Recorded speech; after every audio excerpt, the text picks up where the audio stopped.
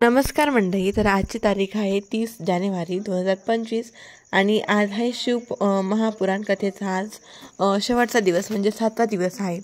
आणि आत्ता सकाळचे 6 वाजलेत. आम्ही 5:30ला आलो इकडे. आणि इकडे मन्नू पण होती.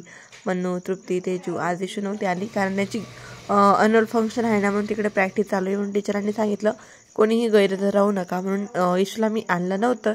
तर इकडे सगळेजण आले होते खूप. आणि काही जण मुक्कामाला पण होते, जसे की आमच्या आई पण मुक्कामाला होत्या. आणि 6 दिवस दुपारून होती, म्हणजे 1 ते 4 होती.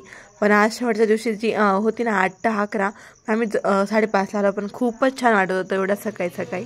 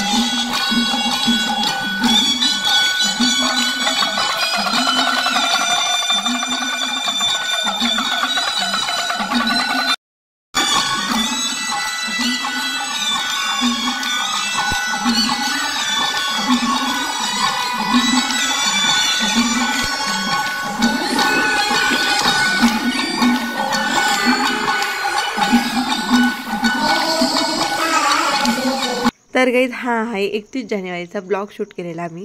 तर 30 जानेवारीला शेवटचा दिवस होता. तुम्हाला माहिती, तुम्हाला सांगितलं तसं पहाटे गेलो आणि तिकडनं आम्हाला जरी 11 वाजता कथा झाली, पण यायला आम्हाला 12-1 वाजले होते. मग घरी आलो. पण एवढं लवकर उठलो होतो. त्यानंतर मग जेवण वगैरे केलं. मग सगळ्यांनी आराम केला. आणि आई पण एवढ्या दिवसापासून तिकडे होत्या ना, म्हणून आईंची पण झोप झालेली नव्हती. म्हणून सगळ्यांनी आराम केला. 2 दिवस छान असं रिलॅक्स केलं.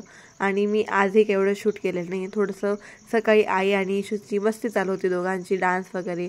आणि तिला आई खूप दिवसांनी भेटते ना, म्हणून ती पण खूप मूडमध्ये होती. त्यानंतर इशू द्यायचं पण इकडे चहा बिस्किट वगैरे खायचं चालू होतं. आणि रेवा आणि आई दोघंजण एकमेकांना तर खूप छान असा वेळ देत आहे. दोघांच्या खूप छान अशा गप्पा वगैरे चालत आहे.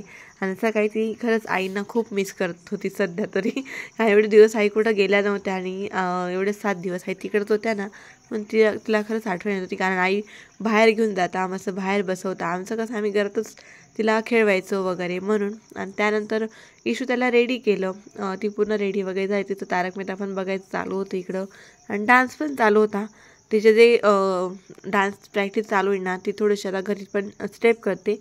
पण तिने मला अजिबात करून दाखवलं. ती म्हटली की मम्मा तुझ्यासाठी पण ते सरप्राईज आहे असं. पण मी सांगितलं तिला की मला पण करून दाखव तू घरात असं.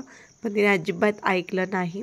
तर रेडी झाली. थोडासा टाईम होता, तारक मेहता वगैरे बघितला. मला भेटली वगैरे मग गेली. आणि आई तिला सोडायला जाणार होत्या, पण रेवा पण जागी होती म्हणून आई तिला सोडायला काही गेल्या नाही आणि ती एकटी निघून गेली इकडे. टिफिन वगैरे तिला आज आहे तर कुरडयाची चटणी आणि पोळ्या बनवल्या होत्या. आणि त्यानंतर मी रेवा मॅडमला थोडासा वेळ दिला आणि ती आता खूपच मस्ती करायला लागली. असा होता माझा हा छोटासा ब्लॉग. जर ब्लॉग आवडला असेल तर लाईक शेअर सबस्क्राईब करायला विसरू नका. बाय.